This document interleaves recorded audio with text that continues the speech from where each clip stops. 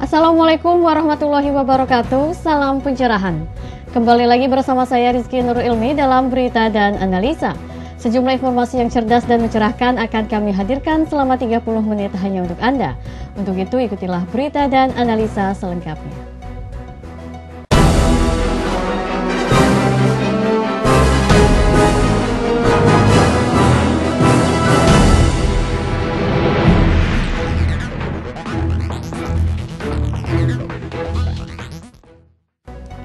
Pemirsa, satu Syawal, Ramadan dan Idul Fitri menurut Hisab Muhammadiyah akan sama dengan pemerintah selama 5 tahun yang akan datang.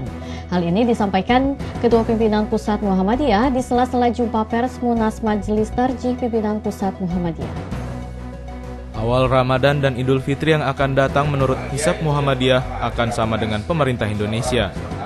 Keadaan yang sama ini akan berlangsung selama 5 tahun yang akan datang. Hal ini disampaikan oleh Yunahar Ilyas di sela-sela jumpa pers Musyawarah Nasional Majelis Tarjih Pimpinan Pusat Muhammadiyah yang diadakan di kantor Pimpinan Pusat Muhammadiyah Cik Diktiro, Yogyakarta. Dan berita gembiranya menurut hisab, hitungan, keadaan sama itu akan berlangsung 5 tahun. Jadi mulai tahun ini, 5 tahun ke depan itu puasa sama, Idul Fitri sama, cuma beda Idul Adha besok ini. Yunahar Ilyas juga berharap Idul Adha akan sama dengan Arab Saudi sehingga tidak bermasalah dengan waktu wukuf. Jadi kita berharap, alhamdulillah beberapa tahun ini Hisab Muhammadiyah sama dengan Saudi Arabia. Kita berharap Idul Adha itu bisa sama dengan Saudi Arabia nanti sehingga tidak ada masalah wukuf. Zi Mulyani, Asrul Sabtono memberitakan dari Yogyakarta. Di sela kunjungan dalam kegiatan seminar Pramuktamar di Cirebon, Ketua Pimpinan Pusat Muhammadiyah Haidar Nasir juga meresmikan gedung baru Rumah Sakit Tiar Medika Universitas Muhammadiyah Cirebon yang dilanjutkan dengan prosesi peletakan batu pertama untuk pembangunan gedung baru lainnya. Setelah diresmikan beberapa bulan yang lalu oleh Ketua Umum Pimpinan Pusat Muhammadiyah Profesor Dr. Din Samsudin, kali ini Rumah Sakit Tiar Medika Universitas Muhammadiyah Cirebon kembali menggelar peresmian gedung rawat inap kelas 3 baru dan peletakan batu pertama untuk pembangunan gedung lainnya. Prosesi tersebut diresmikan langsung oleh Ketua Pimpinan Pusat Muhammadiyah Dr. Haidar Nasir yang didampingi Profesor Dr. Dadang Kahmat di sela-sela kunjungannya mengikuti proses seminar nasional Pramuktamar yang digagas Universitas Muhammadiyah Cirebon pada Jumat 15 Mei kemarin. Acara peresmian ini ditandai dengan pemotongan pita dan penandatanganan prasasti oleh Dr. Haidar Nasir yang diikuti dengan peletakan batu bersama Profesor Dr. Dadang Kahmat, Rektor UMC Profesor Dr. Hairul Wahidin, dan Direktur Utama Rumah Sakit Tiar Medika As'ad Suyudi, serta tokoh masyarakat setempat Kiai Haji Lutfi. Ketua Pimpinan Pusat Muhammadiyah dalam prosesi tersebut menyampaikan apresiasi dan harapannya terkait perkembangan Rumah Sakit Tiar Medika UMC. Rumah Sakit Tias Medika UMC yang sudah berkembang cukup baik dan barusan saja kita meresmikan gedung rawat inap ketiga merupakan satu wujud dari karya cerdas, karya yang membawa pada harapan masa depan sekaligus juga menjadi titik letak peradaban dibangun dan dimulai. Karena itu atas nama pimpinan Pusat Muhammadiyah saya memberi penghargaan yang setinggi-tingginya atas tumbuh kembangnya Rumah Sakit Tias Medika UMC ini dan insya Allah akan berkah dan memberi manfaat untuk masyarakat, khususnya di Cirebon maupun bagi umat dan bangsa. Dalam kesempatan yang sama, Direktur Utama Rumah Sakit Tiar Medika juga menyampaikan harapannya terkait dengan telah diresmikannya gedung baru untuk fasilitas rawat inap kelas 3 yang terdiri dari gedung 2 lantai tersebut. Acara pada sore hari ini kita telah meresmikan gedung baru untuk perawatan kelas 3. Harapannya rumah sakit ini pertama akan bisa lebih berkembang, yang kedua bisa bermanfaat untuk kedepannya bisa barokah. As'ad juga menambahkan, dengan adanya amal usaha Rumah Sakit Tiar Medika Universitas Muhammadiyah Cirebon ini, diharapkan dapat menjadi sarana untuk memberikan pelayanan kesehatan yang maksimal bagi warga Muhammadiyah dan masyarakat Cirebon pada umumnya. Tim TVMU memberitakan dari Cirebon, Jawa Barat. Pemirsa, sebagai upaya dalam meningkatkan potensi sumber daya manusia Muhammadiyah, Universitas Muhammadiyah Cirebon menggalakkan program Entrepreneurship University bagi seluruh sivitas akademiknya. Memasuki masyarakat ekonomi ASEAN di akhir 2015 ini menjadi sebuah realitas di mana masyarakat sudah siap menghadapi persaingan ekonomi secara global. Untuk itu peningkatan kualitas sumber daya manusia menjadi sebuah keharusan. Terlebih lagi, masyarakat ekonomi ASEAN ini menuntut lahirnya para wirausahawan yang mampu bersaing di tengah kompetisi global di bidang ekonomi. Menjawab tantangan tersebut, Universitas Muhammadiyah Cirebon tengah mencanangkan gerakan entrepreneurship bagi seluruh sivitas akademikanya agar para mahasiswa tidak hanya memaksimalkan potensi di bidang akademik, akan tetapi juga dapat menjadi insan mandiri yang mampu mengaplikasikan keilmuannya di bidang ekonomi. Hal tersebut terlihat dari banyaknya hasil kerajinan tangan dan kuliner yang diproduksi mahasiswa dari seluruh fakultas yang ada di Universitas Muhammadiyah Cirebon.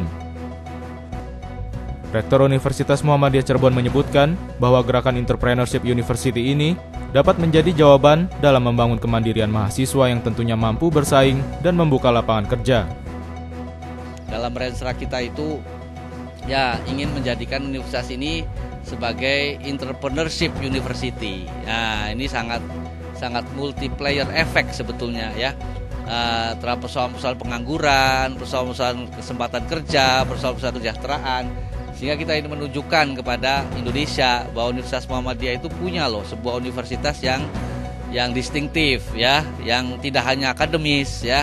Kebanyakan universitas akademis aja gitu kan ya. Nah, kita akan mengetengahkan sebuah solusi atau gagasan Universitas Muhammadiyah ini menjadi entrepreneurship university, dan infrastrukturnya sudah kita bangun.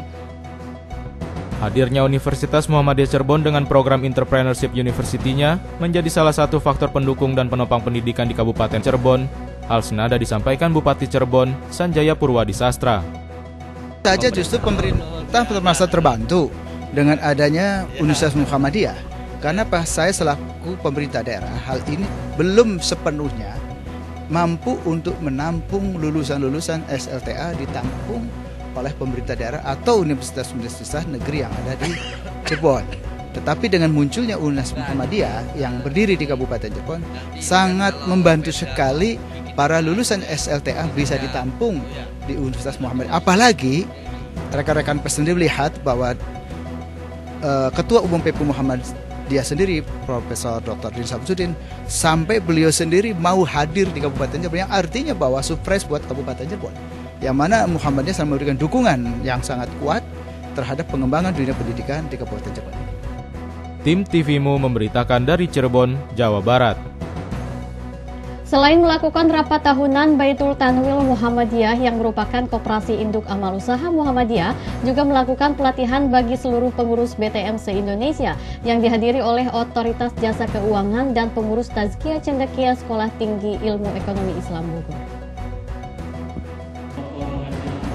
Usai melakukan rapat kerja tahunan BTM, pelatihan pengurus BTM di seluruh Indonesia dilakukan dengan pembahasan mengenai membangun jaringan lembaga keuangan mikro syariah di lingkungan Muhammadiyah yang dijelaskan secara detail oleh Ahmad Suud selaku Direktur BTM Pekalongan dan Manajer Pusat BTM se-Jawa Tengah. Kemudian disusul dengan pengenalan Lembaga Keuangan Negara OJK atau Otoritas Jasa Keuangan yang menerangkan wewenang pengawasan dan perlindungan konsumen, sektor perbankan, pasar modal, dan IKNB. Para pengurus Baitul Tamwil Muhammadiyah ini juga digodok pengetahuan mengenai aplikasi sistem syariah dalam praktek pelayanan koperasi jasa keuangan syariah dari Sekolah Tinggi Keuangan Islam atau STEI Tazkiyah.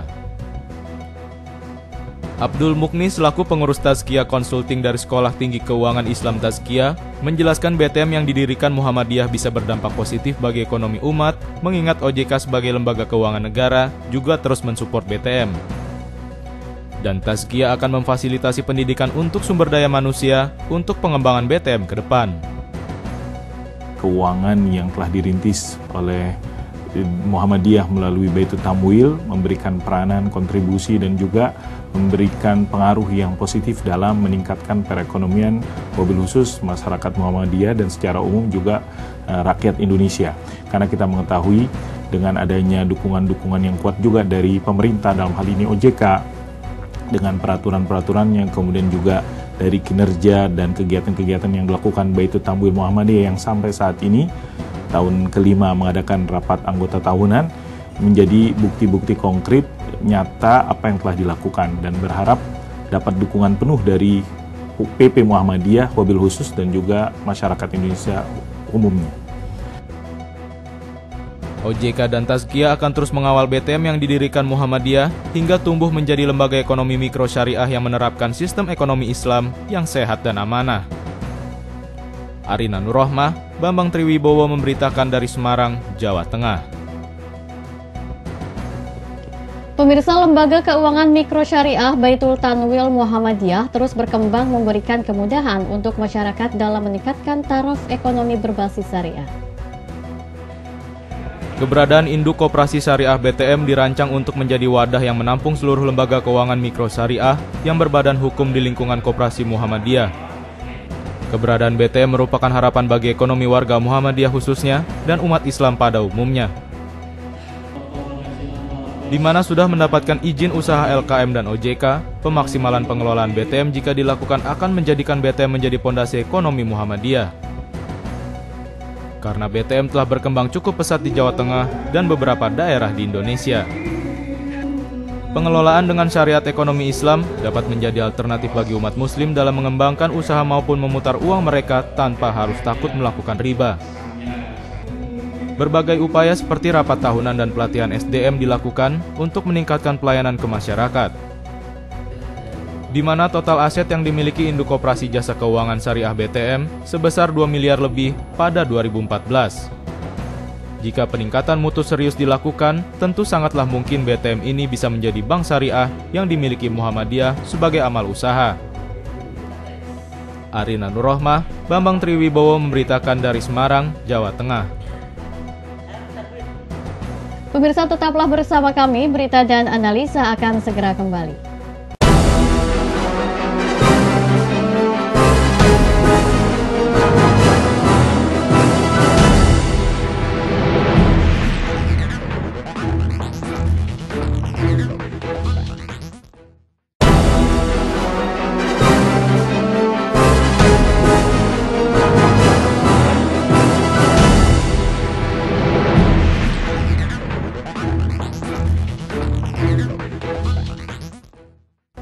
Pemirsa, terima kasih masih bersama kami dalam berita dan analisa.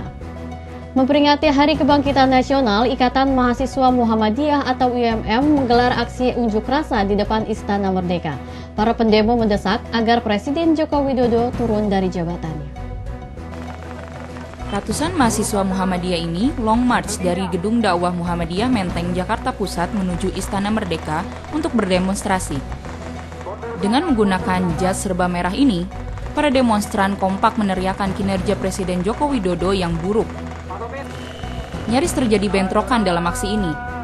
Ratusan mahasiswa geram dengan aparat kepolisian karena dihadang polisi sebelum sampai ke depan Istana Merdeka. Beruntung, aksi ini terkendali, meskipun aksi dorong-mendorong dengan aparat kepolisian mewarnai aksi demonstrasi ini. Sementara itu, Koordinator Pelaksana Tovan Putra Revolusi mengatakan IMM akan mengangkat isu luruskan kiblat bangsa, karena pemerintahan Jokowi dinilai sudah tidak lagi pro terhadap rakyat, tetapi pro pada kepentingan elit politik, elit korporat maupun negara yang memiliki kepentingan di negeri ini.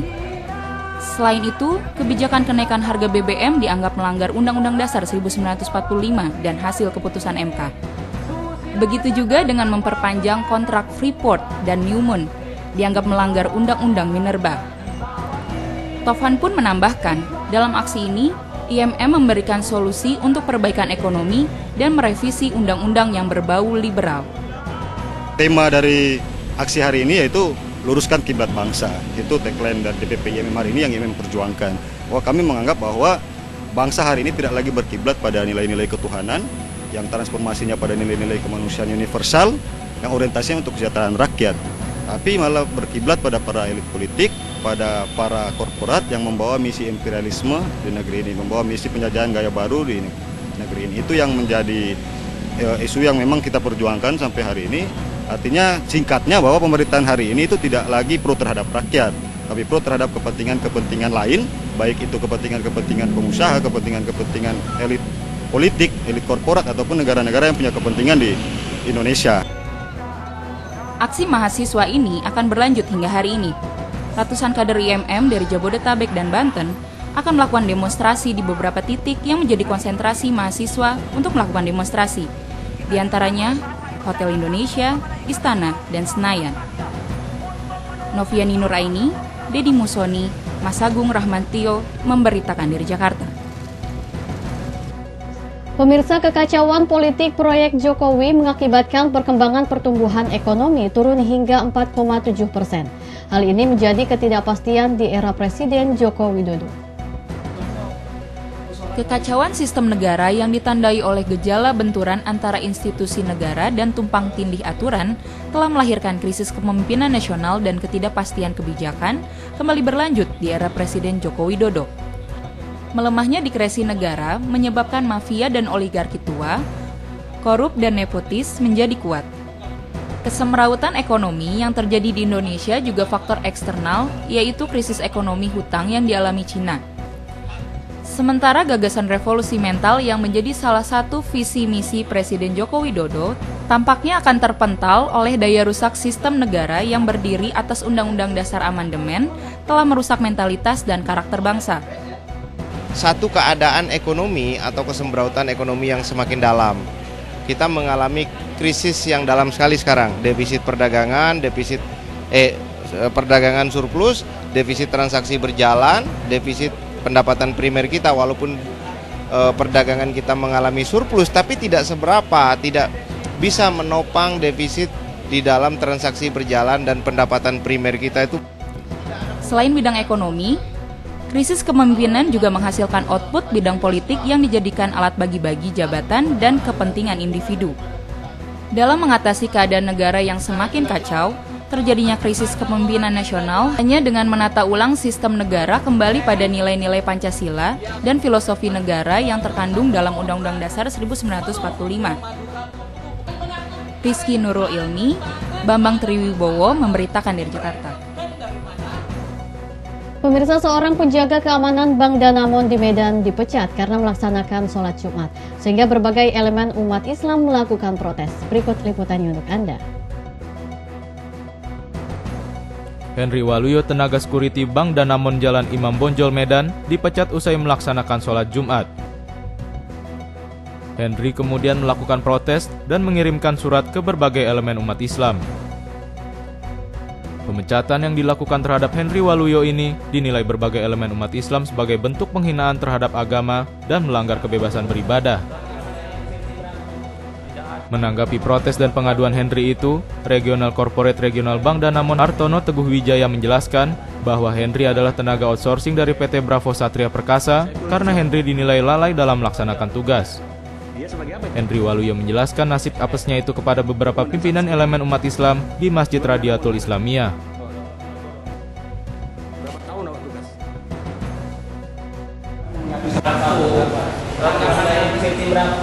Tidak ada, karena mau ngadu sama tuanmu, itu aja. Nilai kata yang ringan, kurang gitu. Dia apa yang bilang? Saiful. Saiful itu siapa? Muhammad Saiful Hajar. Dia sebagai apa itu? JSM. Dia komandan sub security. Ya. Di Bank Danamon mana? Di Jalan Penegoro. Berapa tahun awak tugas? 1 tahun 5 bulan. Biasanya kalau sholat Jumat gimana prosesnya di sana? Ya biasa aja Pak, saling yang penting ada digantiin. Ya sholat ya biasa aja, nggak ada masalah. Amanah semua. Ketika itu ada penggantinya? Ada. Bernama Ripai. Masa kerja berapa tahun di situ? 1 tahun 5 bulan. Ketika pemecatan ada surat, sepotong surat dari mereka? Tidak ada. Sampai sekarang? Sampai sekarang, termasuk dia. Jelas Henry, Kegiatan sholat Jumat sudah biasa dilakukan. Kali ini seperti biasa, Henry melakukan sholat masih di gedung bank yang sama, tapi kemudian usai sholat, ia langsung menerima vonis pemecatan oleh seorang petugas Danamon. Menanggapi protes dan pengaduan Henry itu, Regional Corporate Regional Bank Danamon Hartono Teguh Wijaya menjelaskan bahwa Henry adalah tenaga outsourcing dari PT Bravo Satria Perkasa karena Henry dinilai lalai dalam melaksanakan tugas. Sebaliknya, Henry merasa tidak melalaikan tugasnya. Inilah pangkal protes oleh berbagai pihak. Sementara itu, Direktur Komite Integritas Anak Bangsa, Indra Tanjung, meminta manajemen Bank Danamon terbuka. Kata Indra, cara-cara yang dilakukan Bank Danamon atau PT Bravo Satria Perkasa tidak dibenarkan dan mereka harus meminta maaf. Bila tidak, kita akan melakukan protes yang lebih keras.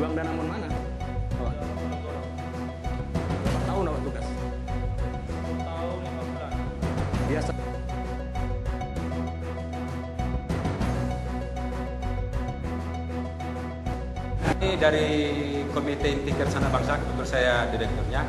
Dengan kasus kejadian ini, kami melihat bukan hanya persoalan hubungan kerja, tetapi ada di sini penistaan dan menghalangi kebebasan dalam menjalankan ibadah yang itu diatur oleh undang-undang.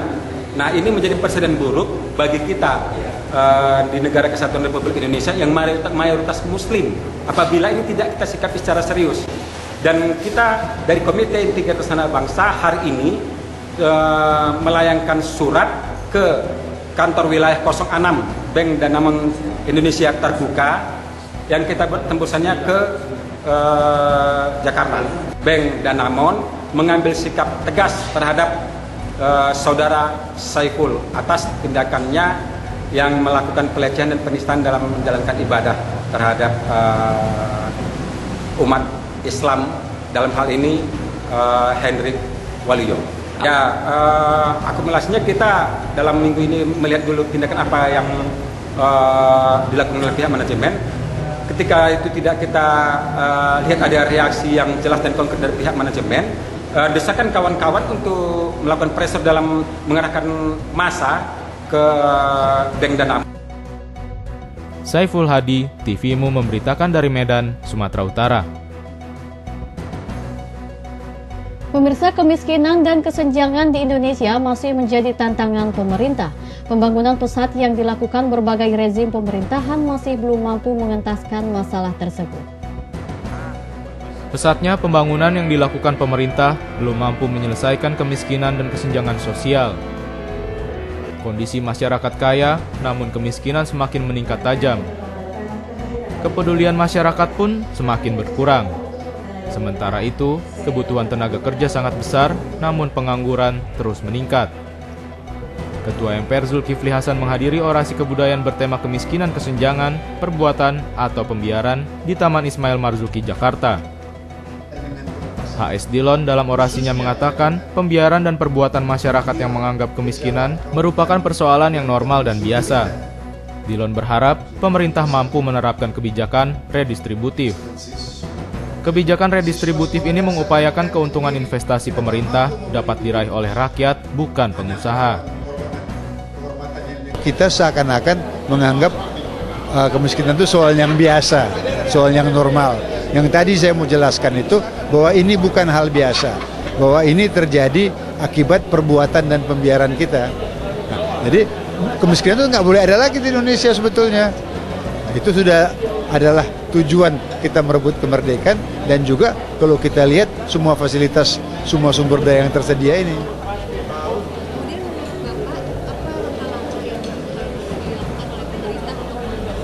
Ya, istilah sederhananya mesti ada kebijakan redistributif. Redistributif itu, jadi semua harus diupayakan bahwa kalau pemerintah mengadakan investasi, keuntungan yang terbesar diraih oleh rakyat, bukan oleh pengusaha. Postulat baru mengenai keadilan untuk menjadi landasan paradigma pembangunan yang berkeadilan perlu disebarluaskan untuk mencapai kesejahteraan berkepanjangan. Mazhab pembangunan kemanusiaan ini menganjurkan semua kebijakan kelembagaan dan teknologi yang dibangun bermuara pada pemulihan harkat dan martabat rakyat Indonesia. Alisa Miratin, Bambang Triwibowo memberitakan dari Jakarta. Pemirsa, tetaplah bersama kami dalam Berita dan Analisa.